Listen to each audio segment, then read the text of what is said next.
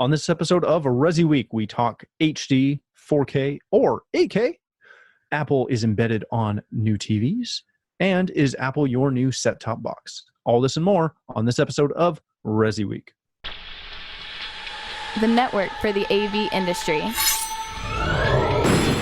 What are you listening to? This is AV. This is AVNation. This is AVNation. This is ResiWeek, episode 153, Input Zero. Support for AVNation is brought to you by Atlona, the go-to provider for AV signal distribution and control in corporate, higher education, and residential spaces. And by Atlas IED, innovative audio solutions for every business environment. Welcome to ResiWeek. This is your weekly wrap-up of all the latest news and stories for the residential AV industry. I'm your host, Matt D. Scott for AVNation.tv. Today, I'm pleased to be joined by one of my longest-standing friends, which I'll say that. I don't know if she'd agree, but, notwithstanding, it's Heather Sidorowicz. She is the president of Southtown AV in Buffalo. How are you, my friend? I am doing well, living the dream.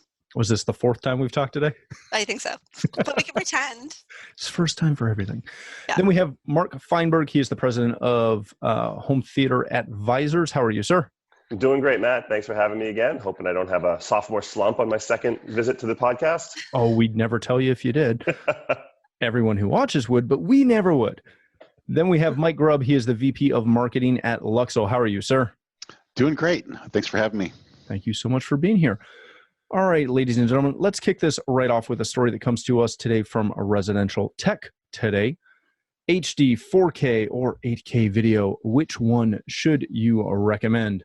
This is written by the one and only Michael Heiss. If you don't know him, he's the guy who wears the SMPTE pattern jacket at every trade show, just in case you don't see him walking down the aisles.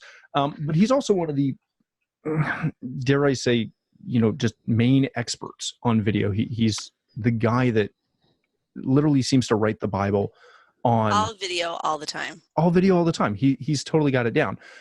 So what he's doing in this article is, one, giving a little bit of history off the start, but really talking about making the case for 4K over HD, and then expanding that onto should home theater professionals, should integrators wait and not necessarily recommend 4K, but wait and recommend 8K in 6 months, in a year, in 5 years down the road as we get there. Heather, I want to start with you on this one.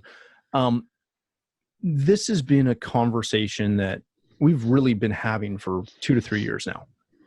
The first 8K display I saw was the Panasonic Monster that had to be craned in, and I think we saw that. I think we saw that at Infocom like 4 years ago. Possible. Like it's been around a long time. 4K obviously has been around even before that, but it's one of those things. I had a conversation last week with a client who asked if they should be buying 4K or HD, and I said, "When was the last time you saw a 1080p TV? Like, what are you thinking?" So, Heather, when you look at this, when you read this, and most importantly, when you're talking to clients, where do you stand on this as far as what to recommend? Well, we're mid-market, so I think that we are more of a sell to everyone. And in that world, we are 3 words: content, content, and content, right? I mean, until there's content, there's no need. You're not pulling in that anyway. So we actually had our customers hold off on 4K until we felt really comfortable that there's enough content out there, that things work together. There was actually an earlier, I don't remember all the details of it, but I remember when 4K TVs first came out, they were not going to be compatible with 4K, like Blu-ray or the new 4K Blu-ray players, or so we tend to we're a hold your ground sort of company, and again, I mean, how much even 4K content is out there today? I have my 12-year-old who tells me that she can't see the difference. But she also knows that if she tells me a movie's in 4K, I'm more likely to say yes and let her rent it. Ooh, that's a good key. She knows me well. Mark, given what Heather said and, kind of your history on it, one of the biggest things that is always touted when you start talking 4K is, the content may not be there, but we can upscale. Does that factor in to the conversation that, hey, this will make that football game you're watching or that drama you're watching look better because it'll upscale. Yeah, if you're sitting, 2 feet away from an 85-inch screen, I guess it'll matter for 4K to 8K, but none of you are supporting my claim. This is terrible. Well, it's great. The higher we get on this mountain, the lower the increment becomes each time. Right. I mean, I remember being at a home show selling the difference between standard def and high def, and it was awesome to show people because it was a wow factor. And Sony had this demo disc, and there was a frame that went across, and so you could see from high def to standard def to high def, and it was so noticeable, and it was exciting to tell that story. Even high def to 4K, people are like, I kind of see it. Sure, and the leaves back there. Maybe. But yeah, I mean, what are you going to say in 8K? I completely agree, Heather. I mean, it's the same. The other day I was watching one of the football games. And I was having some trouble with the audio, so I wanted to see if it was the channel, so I flipped to the SD channel of the game, and my son flipped out on me that he was watching such poor quality. How could you? Exactly, but HD versus 4K. I mean, clients, we stream a 4K video on the Apple TV and then put on the HD video version of it, and they can barely see the difference sometimes. And going back to what you said before, I remember some clients, and we're middle market as well, so I'm in the same boat you are, Heather. I had a lot of clients who bought, the first 4K TVs that came out. They were $7,000 for the 55-inch TV or whatever it was, or maybe $4,000. And they weren't HDCP 2.2 compliant. That was the tech stuff. Mm-hmm. I was right.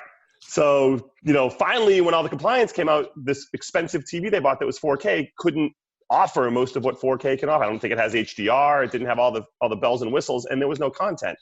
So will 8K come out? Sure. But by the time there's affordable TVs with content and with the right standards, you're probably 5 years at least from now. So yeah, I'm going to stick with 4K. I may put the infrastructure in, run fiber to make sure there's going to be 8K capability down the road, but I'm not going to start talking about 8K TVs at this point. Very good. All right, Mike, let's end with you on this one.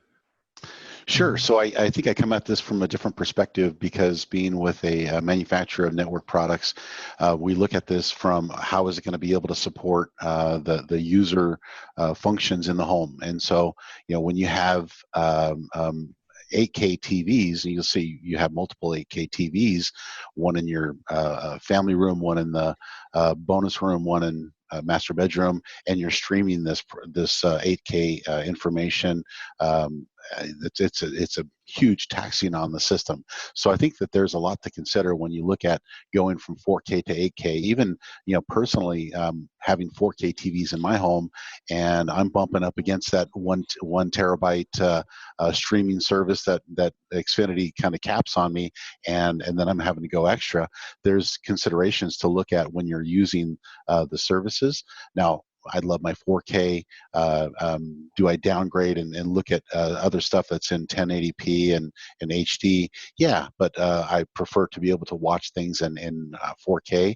So I think that there's the different considerations that you have to look at when you're looking at different platforms of service. Very good. All right, ladies and gentlemen, let's move on to our next story of the day. And I kind of flipped the script on Tim. He had a lovely plethora of stories that we were going to cover, and then CES started and I got caught up. So blame me if you didn't enjoy this, but hey, it's my show. I get to do what I want. If you were following along a little bit late last night and then early this morning, there has been a bunch of announcements that have come out of CES, and I want to talk about a couple of things. Strictly just, I don't want to get into the nitty-gritty. I just want to cover what we're starting to see, because it's a huge trend that I think is really something that we as integrators and people within the industry need to watch. Now, I will give you this quick little side note. We record Monday afternoons, so there will be a ton of stuff that is still to come that we'll talk about next week. Hopefully there's more stuff. But to kick it off, The Verge is reporting, and this came out late yesterday, that Samsung's 2018 and 2019 televisions will be able to access and play your iTunes movie and TV show libraries, essentially built directly into their smart hub will be essentially your Apple iTunes media. Mark, I want to start with you on this. Not only did Samsung announce this, they had the biggest integration. They also announced AirPlay 2, available in, I believe, the whole line. Vizio followed suit with AirPlay 2. LG followed suit with AirPlay 2. Sony has their presser later today, probably around 8 p.m. Eastern. So I'm assuming that they're going to follow suit as well. What does this mean? Apple has been locked down for so long. What does this new relationship between the manufacturers and Apple mean for us? I mean, for us, it sounds like you're getting closer to input zero, not having an HDMI cable, just having the TV be the source. You can do it now with most of the streaming services. You throw iTunes in there. I think we might address it later, but an app from your cable company in there, and all of a sudden you don't need to have anything else other than the TV. In terms of Apple being more open, I guess they kind of have to be. You see how they finally, I guess, made up with Amazon, and Apple TVs are sold on Amazon, and the Amazon Prime app is available on the Apple TV. A little hobbled, but it's still there. They're realizing with all of the other hardware out there, they're the number 2 or number 3 streaming box. They need to get more exposure because I don't even know what the numbers are, but they make an enormous amount of money off of the App Store and off of their content. Why not get it into more people's hands? Very good. Mark, one of the other things that came out beyond this, although this is a big deal, but from LG's world, is they're debuting, or not debuting, they've debuted this before, but they're talking about it starting to ship their OLED that's rollable. That's essentially like a bottom-up screen or a projection screen. Mike, this is one of those things that, we saw it last year. It was really cool, but who's buying it? When is it shipping? Blah, blah, blah, blah, blah. That had never been available. Or the concept was there, but it was kind of like the concept car you see at the auto shows. It's never been made. They're just going to make a pretty model and, hammer it out of some metal and some clay and say, ooh, look what we can do. This one supposedly is going to be available in the spring. Mike, where's the market for this ultra premium rollable OLED? I think you'll probably see this in the top, half percenters, as well as some of the corporate applications that you'll see, these pieces kind of roll out. It's going to be interesting to see if it actually does arrive when they say it's going to arrive, because we've seen these promises, we've seen these claims before. So to be able to wait for it until it really is here is going to be key, I think, and not just spec it in. Are you saying that there's vaporware at CES? I can't believe that. You think there's vaporware at CES? Yeah, I've seen it many. Never. Heather, you've been on the floor. You've seen the vaporware at CES. I have. Saw it last year. The question I have for you is, again, in this whole kind of cutting edge breaking product news thread, Samsung announced that the Wall is now available in an 85. It's going to be more massive quotes affordable. Seeing that I've interviewed Samsung people in the past, and we've talked about the Wall a couple of times now. We've talked about where it's going and who's actually using it. This is an 85 inch version that, again, there's no official pricing on, but that they are saying is more affordable and more accessible. The Wall is something that, again, we all go to the shows, we see it and we go, ooh, that's awesome. But nobody's really selling it except for one project I know about in California that I may or may not be able to know about. Where do you see products like that again are being tried to make more affordable? Where do you see them fitting? Well, some will make it and some won't, right? I mean, we've gone through so many iterations of the technology where you see one or two and whether they catch on or not. OLED, when it started up, it was Samsung first, right? On OLED. And they pushed it long enough that even Sony who had said we're not doing OLED, and then eventually brought in an OLED line. So it's always about the next great thing and what it could be. Conceptually, it's a cool idea. I mean, it really changes the way that we would sell TVs. You would sell them as, yeah, you can go from 119 to 200 something, and you're just popping them on. I saw a video about how the way that they're powered is it's almost like Legos, right? You're popping it on and then it's adding on that extra piece.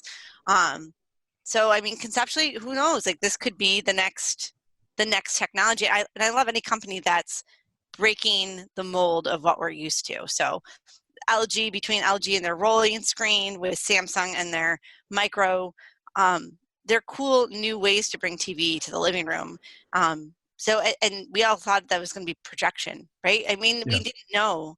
So it's a cool, I mean, that's the cool part about CES, right? Is that you can see stuff that may not take hold, but you can see stuff that is a potential for a game changer of the future. Very good.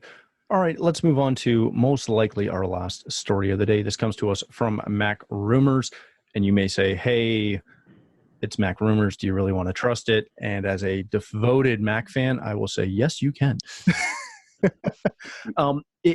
Charter Spectrum, which if you don't know Charter Spectrum, they're one of the big cable cos in specifically kind of the Northeast, but I know they get down south and they get kind of into the Midwest a little bit.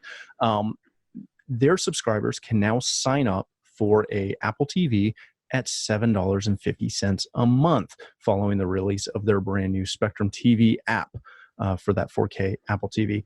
Essentially what it is like normal, it's a cable code that is offering an app that gives you access to all of their products and all of their channels, etc. What's different is they're using the Apple TV as that set-top box and selling it like a set-top box. At $7.50 a month, it becomes essentially $180, which is not dissimilar from what it streets for in the US. Obviously, up here in Canada, it's a little bit more expensive. But that being said, this is kind of the first iteration of that cable company or telco that's offering a streaming box as the platform, as that system. Mike, I want to start with you on this. This is something that's been talked about for a long time. It kind of ties into everything else we talked about today. But really where this kind of seems to make its bones is it's got the zero sign-in. It literally just is there and lives with that system, and you pay your cable co for it. Mm-hmm. Is this the next wave of cable distribution? That's a great question. And I think what they're trying to do is overcome the cable cutters. So as the cable cutters are, releasing services and not having, whether it's dish, direct, it's cable, and that's the hard line that comes into the home, people are more willing now to look at alternatives. And I think that they're trying to overcome some of the challenges when it comes to their revenue stream. And utilizing something that they can tie back into their service. So we're seeing it, with DirecTV streaming services. We're seeing it with, Xfinity and all of the apps that they have on their boxes and things like that to keep people engaged with their service, not just cut a cable and move to, one of the streaming services. So I think that this is a direction that we'll see more of. Very good. Heather, you're the one who found this and sent it to me, which thank you for that. This is one of those things where I have to be completely honest. Here in Canada, I don't want to say we're immune to this, but it's not the same. Our Apple TV experience is a different app store. There's different availability. There's a lot of things that are different. What my personal use has started to be is, I pay for everything, it seems. We've got cable. We've got a bunch of the streaming apps. We have the streaming apps that go over top of the cable apps that I like. It's a little bit of a mishmash.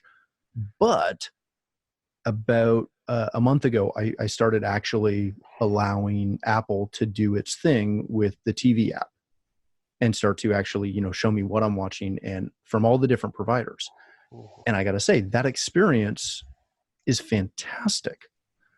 Does this like that's always been the kicker with Apple, and that's always been the thing that has made me, I've been using Apple since post-production stuff. that's what makes me love Apple. Is the experience is fantastic. That's why I fanboy. You hit it right on the head there. It's the interface, right? So as someone who speaks to customers, I answer the phone. I know what they're saying. I know what the end user experience is, not just my own, but theirs. Apple, it still makes the best user interface. Apple TV is just easier to use than Roku and Chromecast.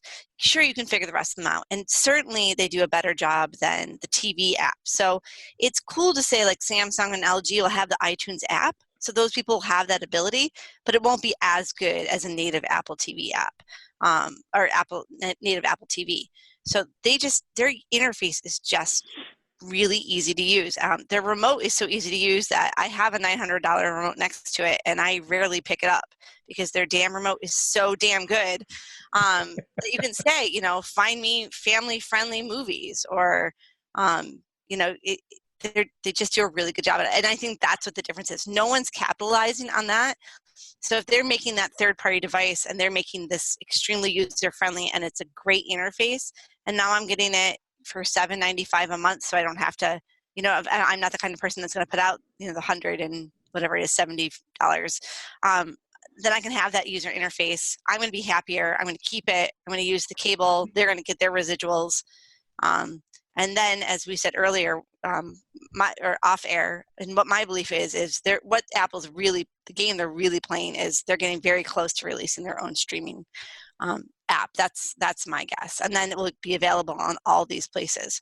I wish that I would have paid attention when I remember Netflix, everything that came in all of a sudden, every DVD player that we got in at that time, many years ago, all of a sudden had this Netflix symbol on it. Mm-hmm. God, I wish I would have just, here, let me put all my money in that. I'm very rich right now. But yeah, I think that's the play that they're going to make. Very good.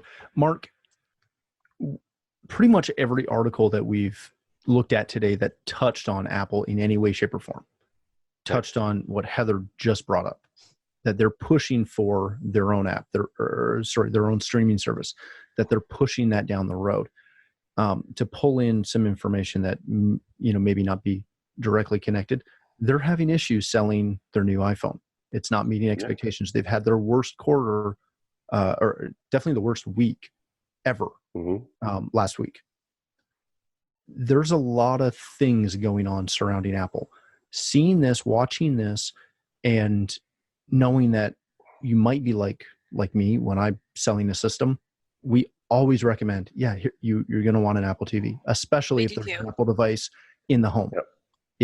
If I text back and forth with the owner on iMessage, I'm going to recommend that you need Apple TVs everywhere.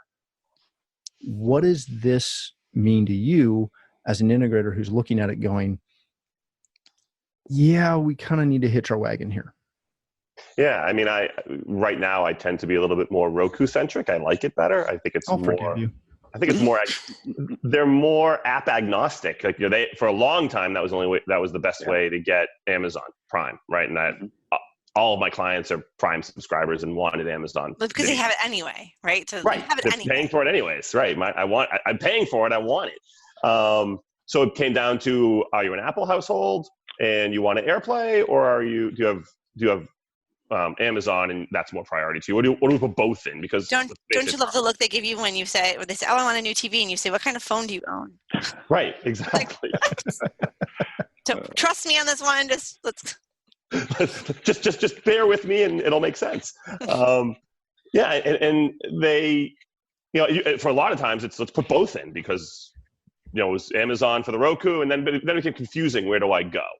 And so I have not used the TV app.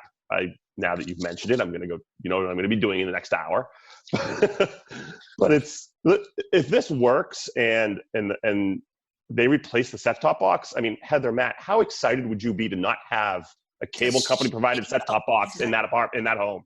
Oh my gosh. I would be heck, Mike, how happy would you be to not get calls from clients about it going offline? Right. Exactly. Yeah. Nobody wants or having to buy other equipment to support that going offline. Mm-hmm. Exactly. I mean, Apple TVs have to be rebooted relatively frequently as well. Right. Often they do it on their own. But you don't even have to unplug it anymore. You just go into there and tell it to reboot versus, can you climb, hey, Mr. Customer who makes more money than I ever will, can you climb behind that TV and unplug it and plug it back in? Right. Exactly. I mean, if they can get, now I don't know what it's $750 to rent the Apple TV. What it didn't say was how much the service is going to cost. I assume that doesn't include all of the streaming service of all the channels because nobody's hitting a $7.50 price point. No. It's $30, $40, $50. Yeah.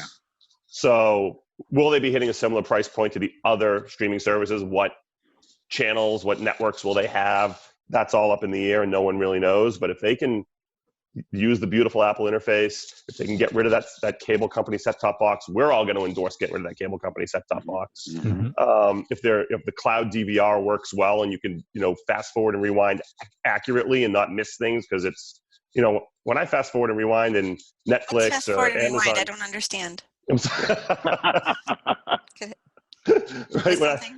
is that a new technology?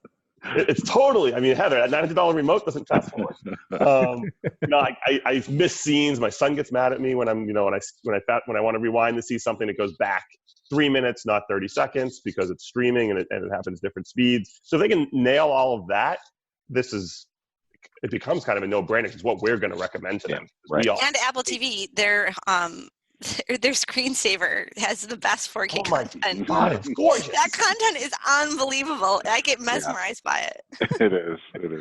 Excellent. All right, ladies and gentlemen, let's leave it there. Thank you so much for joining us on our first show back of 2019.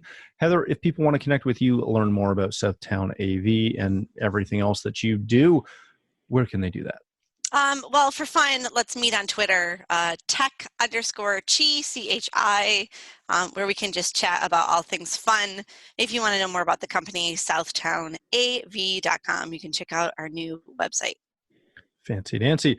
Mark, thanks so much for joining us. If people want to connect with you, learn more about Home Theater Advisors, where can they do that? On the web, it's hometheateradvisors.com. We spell theater the American way. It's ER.